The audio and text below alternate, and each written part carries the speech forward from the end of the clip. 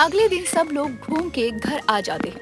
सब थके होते हैं, इसीलिए अपनी अपनी कमरे में सब आराम कर रहे थे। अनुपमा घर का काम कर रही थी कि तभी वहाँ पर ऋचा आकर पानी गिरा देती है और अनुपमा को आवाज लगाकर बोलती है, अरे अमर की सौतेली माँ और मेरी सौतेली सासू माँ, यहाँ पानी गिर गया है, जरा साफ कर दो।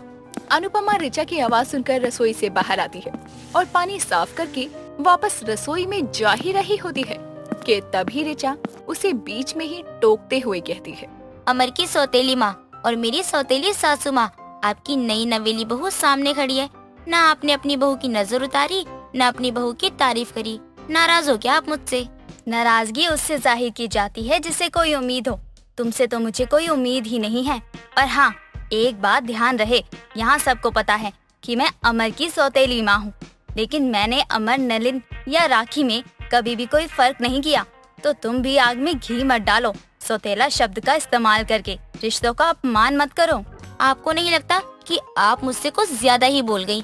अभी तो अमर से शादी की है मैंने और इस घर में आई, क्या पता कहीं और कोई प्रॉब्लम न बढ़ा दूं मैं। मुझसे आपको डर नहीं लगता? डर किस बात का? इंसान तुम भी हो और मैं भी। मेरे लगने या ना लगने से कुछ नहीं होता। अब तुम इस घर की बहू हो, इस घर की सदस्य हो, तो घर पर आई मुसीबत में तुम भी बढ़ सकती हो। मैं अपने परिवार के हर एक सदस्य को परेशानी से दूर रखने की कोशिश करूंगी, फिर चाहे वो परेशानी तुमने ही खड़ी क्यों ना की हो। अनुपमा इतना बोलकर रसोई में चली जाती है। अनुपमा के जवाब से ऋचा का तो मुंह ही बंद हो जाता है। अनुपमा के वहाँ से जाते ही ऋचा बोलती है, ये क्या औरत है, इसके घर में आ गई, इसके बेटे की ऑलमोस्ट जिंदगी बर्बाद कर दी और इसके चेहरे पर एक शिकन नहीं आई, ऊपर से मुझे भी अपने परिवार का हिस्सा मान रही है। अनुपमा के जवाब ने ऋचा को हिला दिया था, लेकिन ऋचा का कपटी मन अनुपमा के भोले स्वभाव को कहाँ समझता था। अनुपमा अपने घर में सुख शांति ही रखना चाहती थी, लेकिन ऋचा के आने के बाद से शांति अशांति में बदलती नजर आ रही थी। अनुपमा रसोई में खाना बना रही होती है कि तभी उसके पास उसका ससुर सुखीलाल आता है और अनुपमा से कहता है, ओरिया, मेरी दवाई कहाँ रखी है? मुझे मिल ही नहीं रही। ससुर जी, वहीं आपके बेड के सिरहाने ही तो रखी है। 4 बार देख लिया मैंने वहाँ पर, लेकिन मुझे कहीं नहीं मिल रही। ससुर जी, सिरहाने पर एक सफेद रंग का डब्बा है, छोटा सा, उसमें ही आपकी सारी दवाइयाँ रखती हूँ मैं। सिरहाने पर सफेद रंग का डब्बा? रहने दो ससुर जी, मैं आपके कमरे में अम्मा जी को ये हल्दी वाला दूध देने जा रही हूँ। चलो आप भी, मैं आपको दवाई दे देती हूँ। नहीं बिटिया, तू इतना काम वैसे ही करती है और मैं तेरा काम बढ़ाना नहीं चाहता। ला दूध दे मुझे, मैं खुद ही शीला को दूध दे दूंगा। और मुझे याद है, सिरहाने पर सफेद रंग के डब्बे में मेरी दवाई है। नहीं ससुर जी, आप फिर भूल जाएंगे। इससे अच्छा तो 5 मिनट में मैं आपको दवाई और अम्मा जी को दूध दे देती हूँ। एक साथ दोनों काम निपट जाएंगे। मैं मानता हूँ कि बूढ़ा हो रहा हूँ, लेकिन इतनी भी याददाश्त कमजोर नहीं हुई है मेरी। ला दे मुझे दूध। सुखीलाल अनुपमा की बात नहीं सुनता और उसके हाथ से दूध लेकर अपने कमरे में जाने लगता है। जैसे ही सुखीलाल अपने कमरे में जाता है तो देखता है कि वहाँ शीला ने अपने चेहरे पर कुछ लगाया हुआ था। अपनी बीवी के चेहरे पर कुछ अजीब सा लगा देखकर सुखीलाल कहता है, भूत भूत भूत भूत, ये कौन है? अरे भूत नहीं है कोई, ये मेरी माँ का बताया हुआ नुस्खा है। अपने पति को हार्ट अटैक देने के लिए? नहीं, अटैक तो आपके दुश्मनों को भी ना पड़े। तेरी ऐसी शक्ल देखकर दुश्मनों और मुझे दोनों को ही हार्ट अटैक आ सकता है। ऐसे तो अपनी त्वचा को और भी जवान रखने के लिए। क्या शीला, इस उम्र में इन सब की क्या जरूरत है? उम्र होगी आपकी। लोग कहते हैं मैं, ताजमहल और रेखा अभी भी वैसे के वैसे ही हैं। कौन लोग कहते हैं? आपको नहीं पता, लेकिन लोग कहते हैं। शीला, ये तू ही कहती है ना? हाँ, लोग सही ही कहते हैं कि तुम, ताजमहल और रेखा सच में अब भी वैसे ही हो। शीला और उसके पति की प्यार भरी बातें हो ही रही थी कि तभी वहाँ पर राखी आ जाती है और दोनों को इस उम्र में भी इतनी प्यार भरी बातें करते देखकर राखी कहती है, अम्मा जी, आप तो सबसे बड़े गुस्से में बात करती हैं, लेकिन आप भी पिघलती हो, ये तो आज पता चला। अरे आप लोग शर्मा क्यों रहे हो? मैं ही तो हूँ। क्या कुछ भी बोले जा रही है? वो तो ये मुझे किसी पिक्चर की लाइन बता रहे थे और कुछ नहीं। ये अनुपमा बहुरिया ने हल्दी वाला दूध दिया था शीला को देने के लिए, और मैं भी अपनी दवाई खाने आया था यहाँ। हाँ तो दवाई खाओ ना, क्या आप भी मुझे पिक्चर की लाइन सुनाने में लगे हो? हटो।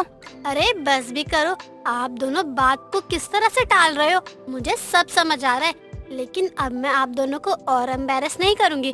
दादाजी, आपकी दवाई मेरे पास ही रह गई थी जब हम घूमने गए थे। ये लीजिए दवाई। राखी इतना बोलकर वहाँ से चली जाती है। सब अपने अपने कमरे में आराम कर रहे थे। राज बाहर हॉल में बैठकर अखबार पढ़ रहा था। अखबार की खबर पढ़कर राज गुस्से से अखबार फेंकता है और बोलता है, मेरे पीठ पीछे इतना सब हो गया और अनुपमा ने मुझे कुछ बताना भी जरूरी नहीं समझा। मैं अभी अनुपमा को अच्छे से सबक सिखाता हूँ। इसकी मनमानी इतनी बढ़ गई, आज अनुपमा को इसका जवाब देना ही पड़ेगा। राज गुस्से में बहुत तिलमिला जाता है और अनुपमा को जोर जोर से आवाज लगाकर बुलाने लगता है। राज का गुस्सा इतना ज्यादा था कि आवाज बाहर तक भी जाने लगी थी। राज की आवाज सुनकर घर के सभी लोग इकट्ठा हो जाते हैं।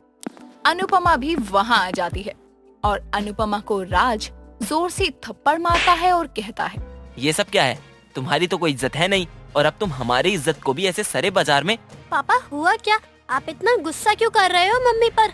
हुआ क्या है? अरे हमारी गैर हाजिरी में अनुपमा मैडम के नए नए कारनामे हो रहे हैं। पूरे शहर में अनुपमा की चर्चा हो रही है। कहीं मुंह दिखाने लायक नहीं छोड़ा है अनुपमा ने हम लोगों को। बिटवा, गुस्सा करने से कुछ हुआ नहीं है अब तक। जब तक तू हम लोगों को ये बताएगा नहीं कि आखिर हुआ क्या है, तब तक हम लोगों को कुछ समझ नहीं आएगा। अब बता पहले की क्या बात है। हाँ नलिन के पापा, आप बताओ मेरी गलती क्या है? तुम अपनी गलती पूछ रही हो? ये देखो, अनुपमा का अखबार में नाम आया है। कल किसी बाल मजदूरी करवा रहे ठेकेदार को अनुपमा ने सबक सिखाया और अनुपमा ने ही किसी जात पात को लेकर एक पिता को भी करारा जवाब दिया।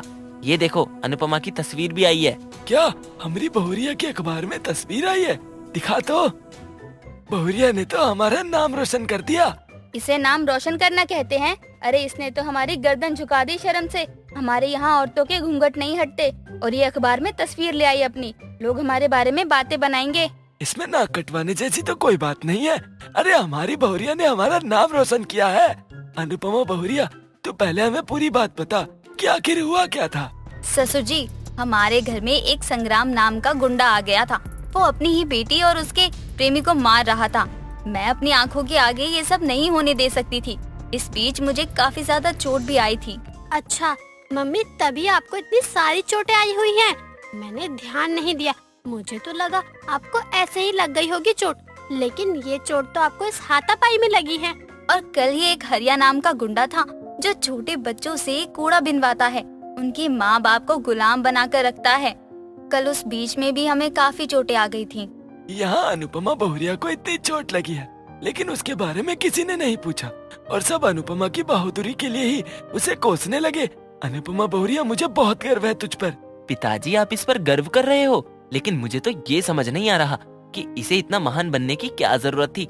अब कल को कुछ हो जाता तो सब तो हमें ही बोलते कि हम अनुपमा को यहाँ छोड़कर चले गए। इसके तो लक्षण ही यही है। हम लोगों से बहाना बनाया और यहीं रह गई, और देखो क्या गुल खिला रही है। बहुत हो गया अनुपमा, अब आज के बाद तू घर से बाहर कदम नहीं रखेगी। अनुपमा दूसरे के हक के लिए तो पूरी दुनिया से लड़ रही थी, लेकिन अनुपमा की आवाज को उसी के घर वालों ने दबा रखा था। दूसरे से लड़ी जंग अनुपमा अपने ही लोगों के आगे हार रही थी। सरला शुरू से ही अपने सुहाने सपनों को लेकर हर किसी से कहा करती थी कि जब उसकी शादी नहीं हुई थी तो वो अपने सुहाने सपनों के साथ जिया करती थी। उसका पति ऐसा होगा, उसका ससुराल ऐसा होगा, लेकिन सरला के सपने तो पूरे हुए ही नहीं। लेकिन अब भी वो अपनी सास बनने की उम्र में उन सुहाने सपनों को देखा करती थी। एक रोज सरला अपनी बहू सीमा से कहती है, बहू तुझे पता है, जब मेरी शादी नहीं हुई थी तो मैं भी सोचती थी कि मेरा पति राजकुमार जैसा होगा जो घोड़ी पर सवार मुझसे शादी करने आएगा। लेकिन जब मेरा रिश्ता तय हुआ तो मेरे सारे सपने धरे के धरे रह गए। क्यों माँ जी, पापा जी आपको पसंद नहीं थे क्या, या आपकी शादी जबरदस्ती करवाई गई थी? उस वक्त मेरी उम्र कहाँ 16, मैं कच्ची उम्र की लड़की, वहीं वो एक 25 साल का नौजवान हट्टा कट्टा। बता, अब तो कोई मैच है इसका? तो माँ जी, आप क्या कहना चाहती हैं कि आपका ये सुहाना सपना जो आप अपनी जवानी के दिनों में देखा करती थी वो अब पूरा हो और अब आपको कोई घोड़ी सवार राजकुमार लेने आए? शादी करने का सपना तो मैं पूरा नहीं कर पाऊंगी, क्योंकि थोड़ा ही सही मैं भी तेरे ससुर से प्यार करती थी, लेकिन मैंने तो ये तक सोचा था कि मैं अपने बुढ़ापे में बिल्कुल रेखा की तरह जवान और सुंदर दिखूंगी। सरला अभिनेत्री रेखा को बहुत पसंद करती थी, क्योंकि रेखा के बुढ़ापे में भी सुंदरता हर जगह हर किसी को पसंद थी। सरला भी रेखा की फैन थी। अब ऐसे में सरला जो सुहाने सपने कवारे दिनों में देखा करती, वो अब सरला पूरा करना चाहती थी। एक रोज सरला पार्लर जाती है, जहाँ से वो अपने बालों को कई कलर के रंग में रंगवा कर आती है, जैसे कि गुलाबी, हरा, नीला, पीला। और जब सरला अपने बालों को अतरंगी लुक देकर घर आती है, तो सरला की बहू चिल्लाकर अपने कमरे में भाग जाती है। और ये देखकर सरला अपनी बहू के कमरे में जाती है और अपनी बहू से कहती है, अरे बहू डर क्यों रही है, मैं तेरी सास सरला ही तो हूँ। मैंने बस अपने सपनों को पूरा करने की अब ठान ली है, और मेरा पहला सपना यही था कि मैं अपने बालों को कलर करवाऊँ। माँ जी, आपने ये क्या करवा लिया है? ये बाल कम और चिड़िया का घोंसला ज्यादा लग रहे हैं। अगर आपने इसे जल्दी ठीक नहीं करवाया तो 1-2 दिन में चिड़िया यहाँ आकर रहना भी शुरू कर देंगी। अब सरला की इन कलरफुल बालों को देखकर हर कोई सरला का मजाक बनाने लगता, लेकिन ये सुहाना सपना तो पूरा हुआ। अब अगले दिन अगली सुबह सरला किचन में काम करते हुए अपनी बहू सीमा से कहती है, बहू तुझे पता है, मैंने वो बॉक्स वाली जो कार नहीं होती, उसमें बैठने का भी सपना देखा था, लेकिन वो पूरा नहीं हो सकता। अच्छा माँ जी, आप फैन की बात कर रही हैं, लेकिन उस कार को तो खरीदने के लिए बहुत पैसे चाहिए और इनकी तो इतनी सैलरी भी नहीं है। तू सही कह रही है, अमन इतना कमाता भी नहीं है जो वो मेरे इस कार वाले सपने को पूरा करे, लेकिन कभी तो ये सपना भी पूरा हो ही जाएगा। अब देर शाम सरला अपने बेटे के कमरे में जाती है, जहाँ टेबल पर चश्मा रखा था, जिसे पहनकर सरला हॉल में आती है और अपनी बहू से कहती है, बहू अभी तो दिन था, रात कैसे हो गई इतनी जल्दी? मुझे हर जगह ये काला काला क्यों दिख रहा है? तू भी मुझे काली नजर आ रही है। माँ जी, ये चश्मा तो निकालो। वैसे ये चश्मा उनका है, आपने क्यों लगाया? बहू दरअसल मेरा चश्मा लगाने का ये सपना भी पूरा हुआ। माँ जी, आपके सपने और आप न जाने क्या ही करके मानेंगे। एक रोज विमला सरला के घर आती है, जो सरला की पड़ोसन है, और वो देखती है कि सरला अपनी बहू के हील्स वाले सैंडल पहनकर चलने की कोशिश कर रही है। तभी विमला सरला को कहती है, जरा ध्यान से सरला, इस उम्र में पैर हाथ टूट गए तो जुड़वाना भी मुश्किल हो जाएगा। अब तूने बोल ही दिया है तो मेरे साथ ही होकर ही रहेगा। वैसे तू यहाँ किस काम से आई है? इतना बोलकर सरला जैसे ही दूसरा कदम आगे बढ़ाती है, वो धड़ाम से नीचे गिर जाती है और सीधे गिरने की वजह से सरला की नाक की हड्डी टूट जाती है। नाक से बहुत खून बहने लगता है। ये देखकर विमला सरला से कहती है, मैंने कहा था ना ध्यान से चल, इस उम्र में हड्डियाँ टूट गई तो जुड़वाने में भी मुश्किल हो जाएगी। और लो, तू तो गिर गई। खड़ी खड़ी मेरा मुंह क्या देख रही है? अरे मुझे उठाओ और डॉक्टर के पास लेकर चल। देख नहीं रही कितना खून बह रहा है? सरला के सुहाने सपने की वजह से उसने तो अपनी नाक तोड़वा ली थी, जिस वजह से उसे हॉस्पिटल ले जाया जाता है। हालांकि ऐसे ही कुछ समय बीतता है और एक बार सरला मार्केट से सब्जियां लेकर आ रही थी। हालांकि सरला का लुक तो बिल्कुल अतरंगी लग रहा था। नाक पर प्लास्टर, बाल रंग बिरंगे और फुल मॉडर्न अवतार में वो मार्केट से चली आ रही थी। तभी अचानक से एक वैन सरला के पास आकर रुकती है और उसमें से एक आदमी निकलता है। इससे पहले कि वो आदमी सरला को कुछ बोले, सरला उसे देखकर कहती है, इस उम्र में मैंने अपने हर सपने को पूरा कर लिया। बस एक यही सपना था कि मैं इस डब्बे वाली कार में बैठूंगी, और मेरे इस सपने के बारे में अपनी बहू को ही बताया था मैंने। इतना सुनने के बाद उस किडनैपर का काम और भी आसान हो जाता है और सरला इससे पहले कुछ और बोले, वो किडनैपर सरला से कहता है, हाँ जी, बैठिए कार में, आपके लिए ये। तभी सरला कार में बैठते हुए उस आदमी से कहती है, तुझे पता है मेरी बहू कितनी अच्छी है? मैंने उससे बोला मुझे डब्बे वाली कार में बैठना है, तो उसने तो कार ही खरीद कर भेज दी। लेकिन जैसी भी हो बहू बहुत अच्छी है मेरी, मैं तो घर आ ही जाती, खामखा उसने एक कार भिजवा दी। इतना सुनते ही एक दूसरा आदमी सरला का हाथ बांधने लगता है। तभी सरला उस आदमी से कहती है, मैंने तो ऐसा अपनी बहू को कहा ही नहीं था कि मुझे डब्बे वाली कार में बैठने के बाद दोनों हाथ भी बंधवाने हैं। एकदम चुप होकर बैठ बुढ़िया, समझी तो? अभी तो मुझे माँ जी कह रहा था, इतनी जल्दी बदल गया तू? रुक, अमन से कहकर तेरी कुटाई करवाती हूँ। अब तू मेरे मुँह पर ये टेप क्यों चिपका रहा है? हाथ बांधने के बाद और मुंह पर टेप चिपकाने के बाद सरला मन ही मन सोचती है, मैंने तो अपनी बहू को सिर्फ ये कहा था कि मुझे डिब्बे वाली कार में बैठना है, लेकिन बहू ने मुझे कार में बैठाने के बाद इन मुस्टंडों से मेरे हाथ भी बंधवा दिए और मुंह भी बंद करवा दिया। मैं छोड़ूंगी नहीं उसे। अब किडनैपर एक ऐसी जगह सरला को लेकर बंद कर देता है जहाँ गोदाम था, और सरला ये देखकर हैरान रह जाती है। तभी एक गुंडा कहता है, कुछ देर में हमारा बॉस आएगा और वो तुझे बताएगा कि तेरी फैमिली कितना रकम देगी, तब तुम्हें हम जाने देंगे। ना जाने मेरा बेटा कैसा नालायक निकला। माना कि वो अपनी माँ से प्यार करता है, लेकिन उसने इन मुस्टंडों की गाड़ी क्यों चुराई? अब ये पैसे मांग रहे हैं। लेकिन कुछ समय बाद ही पुलिस की गाड़ी के हॉर्न की आवाज आती है और वहाँ मौजूद 2-3 लोग वहाँ से भागने लगते हैं। तभी एक आदमी कहता है, इस बुढ़िया का क्या करना है? भागने से पहले ये तो बता दे, पुलिस तो आ चुकी है। पहले अपनी जान बचा, वैसे भी बुढ़िया तो मरने ही वाली है, इसका तो जो होगा देखा जाएगा। ऐसे ही कुछ समय बाद पुलिस गोदाम के अंदर आती है और वो देखते हैं कि एक औरत के हाथों पर रस्सी बंधी है और मुंह पर टेप चिपका है, जिसे खोलने के बाद वो उससे पूछते हैं, माताजी, आपको यहाँ पे कौन लेकर आया है? क्या वो आपसे फिरौती मांग रहे थे? नहीं नहीं, उन्होंने मुझे कहा कि चुपचाप बैठी रहे और मैं बैठी रह गई। उन्होंने मुझे यहाँ लाकर रख दिया। आपको किडनैप किया गया था और कुछ ही देर बाद आपसे और आपके घर वालों से फिरौती में लाखों रुपए मांगे जाते। अगर आप उसे ना दे पाते तो वो आपको मार देते।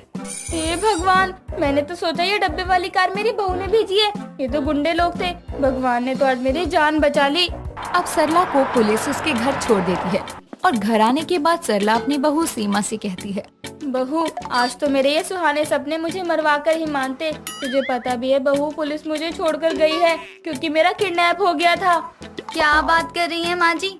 वो जो फिल्म में गुंडे उठा कर ले जाते हैं उसी तरह? हाँ हाँ बहू, एक गाड़ी मेरे सामने आकर रुकी। मैंने सोचा तूने भेजी होगी, मैं तो बैठ गई। उसके बाद वो मुझे गोदाम में ले गए और तब तक पुलिस आ गई। मैं से सच कहूँ माँ जी, तो आप एकदम हीरोइन लग रही हैं। तभी तो उन्होंने आपको किडनैप कर लिया, वरना रोड पर तो हजारों लड़कियाँ चलती हैं। सोचने वाली बात है। अपनी बहू की बात सुनकर सरला अपना सर पकड़ लेती है